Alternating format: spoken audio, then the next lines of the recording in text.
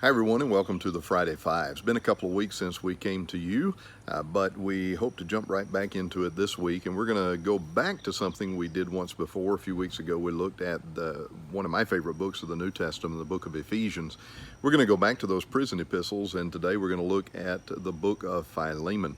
Philemon is unique because it is one of 5 one-chapter books in the Bible.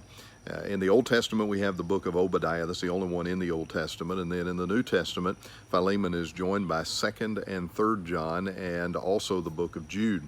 So all of these stand out, and sometimes because they are shorter, briefer books, we sometimes overlook them, but there is a lot of power in these brief books, and we don't need to overlook them. We need to take the time to study through them, and I think the book of Philemon is exactly one of those books.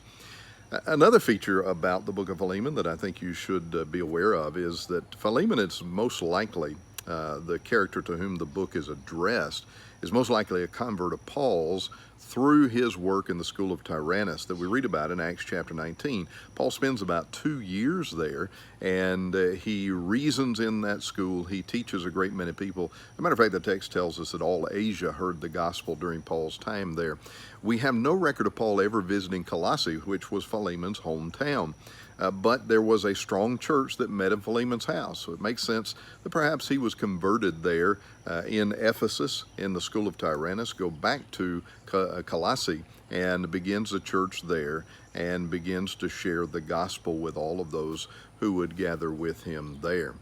A third thing you may want to be aware of, and this is an interesting factor, especially for us here in the United States and some of our history, but the book of Philemon never condemns slavery.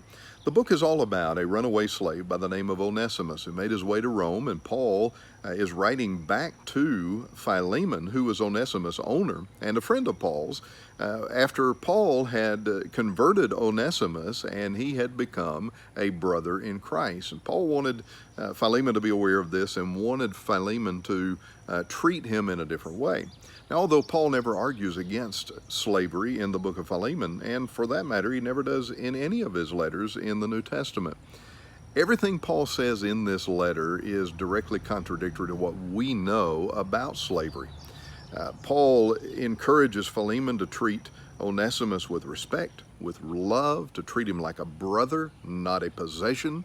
And any of those things is most obviously going to take away from the general idea of slavery that we think of, and in effect eradicate slavery, and that is what I think we ultimately find.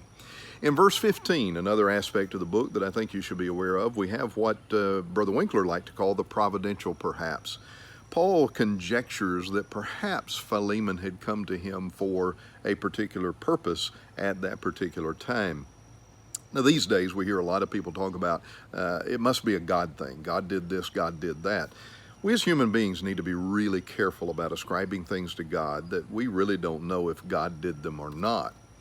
But Paul at least conjectures the fact that given that Onesimus made his way from Colossae to Rome, makes his way into the company of Paul, hears the gospel, believes the gospel, obeys the gospel, and now is ready to go back to Philemon as a productive brother in Christ, perhaps God had something to do with that.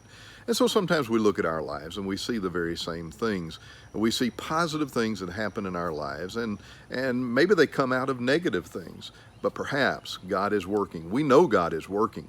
We don't always know the details, but we know God is working.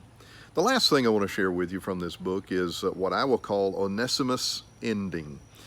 When the book ends, we don't really know what happens. Paul encourages Philemon to receive him back and tells him that there may be a time when he will come and visit, and he wants to see this grand reunion and the relationship between these two.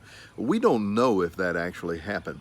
But there is a little inscription that I found not too long ago from a 2nd century writer, early 2nd century writer, that refers to Onesimus, a bishop in Colossae. I find that interesting. I don't know if it's the same Onesimus. The timing may not be exactly right, but let's think about it. If Onesimus was a runaway slave, made his way to Rome, was converted by Paul by hearing the gospel, And then Paul sends him back to his owner, Philemon. Philemon receives him back with love and respect and encourages him in Christ until ultimately Onesimus is not a slave, he's a brother and even a shepherd, a leader in the church that meets in Philemon's house. Wow, what an ending and what a Friday Five.